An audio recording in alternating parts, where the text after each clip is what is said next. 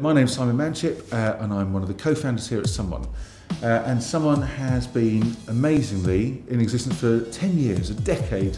They said it was never going to work, but it has worked. 10 years, nearly 50 people now, and working on brands all over the world, big and small. Predominantly on launching and relaunching brands. That seems to be our core thing, but that seems to involve everything from advertising to packaging to branding, traditional branding. The thing that we really love to do is try to over-deliver. And I've kind of never been in a client situation where I've presented some work and given people too much and they go, oh, please don't give me any more. People are always quite grateful. And because it's creative work, I think that generally it's best proven by application. So a lot of agencies kind of present, I've been in the meetings, a lot of agencies kind of present the big white board with a tiny little black and white logo in the middle as if this sacred thing, and I just don't think you ever see that in reality. That's not actually how brands behave. So we like to really over-deliver and show how brand work behaves in all sorts of different channels, whether that's a mobile experience, whether it's a stadium, or whether it's on packaging or a fascia. So that's kind of the mantra is kind of to over-deliver. And to do that, what we try and do is we try and do the very best work we can. We try and get paid fairly for that work so that we can have fun while we're doing it. And if we kind of do those three things, that always seems to point towards a kind of ability to kind of chase the opportunity, not the money, And if you chase the opportunity, generally good work comes out of it. So we don't really have written down kind of core values as such. Like I think they're useful for some brands, but for us it's much more a behaviour set, and that is to really be able to over-deliver and just to be helpful, be actually helpful. A lot of branding isn't. A lot of branding gets in the way, or it's just surface mounted and it doesn't actually run through the business. So by over-delivering, we try and do that. When I started out in this game, like in the 1800s, there was a lot of talk about brand positioning, right? Brand positioning was the thing everyone was talking about. But the thing about that is that brand positioning means that it has been positioned somewhere and therefore it's entirely false, right? It's a lie. And that used to work, I think, when you had broadcast branding and there wasn't social media involved, because people used to revere brands, right? But I think we've gone from that kind of revering to kind of a more referential aspect now, where we reference our peers. And so you can't really do that positioning thing anymore because it just looks false. So, for example, I thought that Uber's strategy for everyone's private driver was terrific. Kind of that is a positioning, but it also felt like truth because it is. You felt like you had your own chauffeur, even though you're kind of, you're a plasterer, but you've got your own chauffeur for the weekend, right? So a really good way of expressing it. But now they've moved to something that feels much more marketing, and so we think that actually you don't want to actually have a positioning. That's a really bad idea. What you want is a position. You want to have an opinion on something, because opinions are ultimately what we talk about. Well, that's what I'm talking about now. And it's what maybe provoked you to ask me the question in the first place, is to have an opinion is to be interesting, hopefully. And then to be interesting is to stimulate conversation is to populate culture, and by doing that you stimulate fans and hopefully get some customers. Fans very quickly turn into customers. So that's why we say opinion, because otherwise I think you start off in the wrong way. Like our relationships with our clients are really friendly.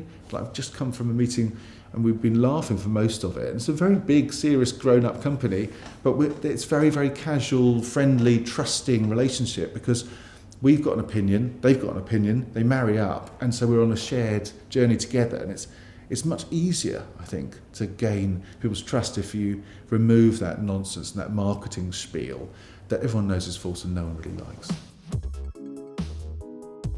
Strategy has a kind of bit of a bad reputation, but what we try and use it to do is to create a rudder that drives the work. So that actually, if you've got 5 people in a room, it doesn't really matter what those 5 opinions are. It matters what the brand's steer is, what the brand is trying to achieve. And that's what we find very useful for strategy. Rather than kind of endlessly talking about values and names and all that sort of stuff that does tail off into wankerdom pretty quickly, where you just think, oh no, what have I done? Who have I hired here? What we try and do is keep it very practical. So you can kind of say, look, so you want to sell this business in 5 years for £20 million. How are you going to get there? Well, you need to do this. Fine. So that means that's the trajectory we need to work on. And so the brand work that we do needs to help support that journey. And that's what strategy is really for. It's not those awful brand guidelines that, you see endlessly about, we've chosen red because we are progressive and rah, rah, rah. That's nonsense. Our best work comes from when we have a shared agenda with a client, right? And I think our best work also comes from the design teams here having a shared agenda with the strategic outset of a business proposition, but also with the way that the project's managed, and also, frankly, the way that someone's managed. And so, a shared agenda, I think, is a real marketing advantage, but it's also a really good way of getting stuff done quick. And we are really fast here. You have to be really quick, I think, these days to get stuff done. So I think to have that manifesto is interesting because it means that we had to write it down, right? Whereas a lot of design practices, you look at their website and it's a beauty parade. And so as a client, how do I make a decision? Okay, well, I like the work you've done for that agency or that client or that building or whatever it is, but how do I know if there was a common thread that ran through all of this work? And so we have that kind of manifesto about brand worlds and how that we think that, brands these days, if you have a logo and a typeface and a colour, well done, you're in the game. But that's not enough for multi-channel coherence, or whatever you want to call it. And so what we think you need is a whole palette of choice, a shop of choice. And so that manifesto of saying, when we work with you, we're going to give you lots of good stuff. It's not going to be one little thing, and it's going to be like an over-delivery that's going to enable all these channels to have something to play with from day one that's useful. And so that's our kind of manifesto, if you like.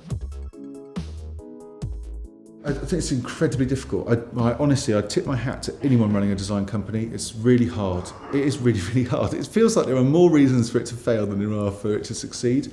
And that goes at every level, from business rates right through to winning pitches. And I think that those businesses that can identify a niche and chase that niche, well done. It's really good. But I think my approach here is that the generalist seems to win. Harvard Business Review actually wrote a very good article about this latest edition, where they talk about if you're a generalist and you go in for an interview, and if you're a specialist and you go in for an interview, the generalist generally gets a higher salary and gets more job offers for the work that the specialists are actually applying for as well. Because I think clients like a more worldly view. So we have no specialist sector. We've worked in them all and continue to work in them all. And there's been temptations where you think, we're doing lots of charity, we could become charity, or we're doing lots of, telecoms, let's do telecoms. But we've always resisted becoming specialists and rather say that we only specialise in launch and relaunch projects, really.